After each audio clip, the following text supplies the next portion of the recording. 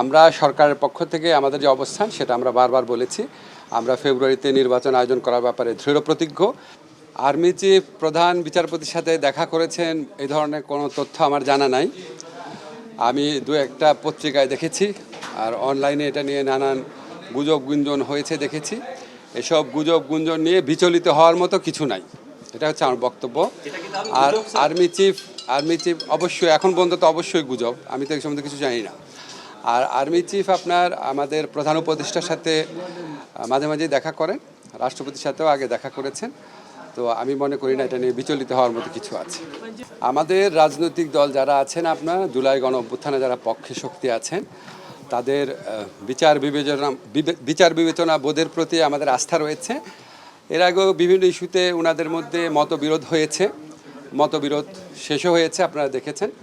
তো ওনাদের বিচার বিবেচনা বোধের উপর আমাদের আস্থা আছে। আমরা মনে করি যে প্রয়োজনীয় মুহূর্তে আমরা তাদের বিভিন্ন ব্যাপারে মতভিন্নতা থাকতে পারে, প্রয়োজনীয় মুহূর্তে অবশ্যই আমরা তাদের মধ্যে ঐক্য দেখতে পারবো। আর আমরা সরকারের পক্ষ থেকে ফেব্রুয়ারিতে নির্বাচন করার ব্যাপারে দৃঢ় প্রতিজ্ঞ। এটা আমাদের প্রধান উপদেষ্টা বারবার বলেছেন, নির্বাচন কমিশনকেও সেরকম ইনস্ট্রাকশন দেওয়া হয়েছে, ওনারা সকল পদক্ষেপ গ্রহণ করছেন।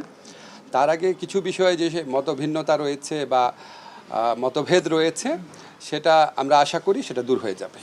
নির্বাচনকালীন সরকার গঠন নিয়ে কোনো আলোচনা হয়েছে কিনা স্যার?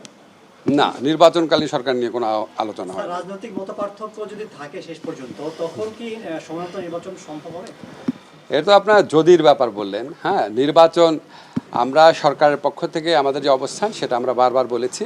আমরা ফেব্রুয়ারিতে নির্বাচন আয়োজন করার ব্যাপারে দৃঢ় প্রতিজ্ঞ, এবং আমাদের যে যত রাষ্ট্রীয় কর্মকাণ্ড আছে এই লক্ষ্যকে সামনে রেখে অগ্রসর হচ্ছে, এখানে পেছানোর কোনো সুযোগ নাই।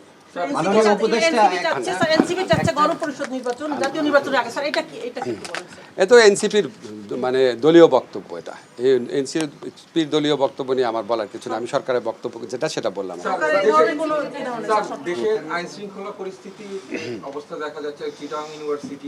আইন শৃঙ্খলা পরিস্থিতি আমাদের দেশে গত এক বছরে মাঝে মাঝে বেশ অবনতি হয়েছে, আবার ভালো হয়েছে।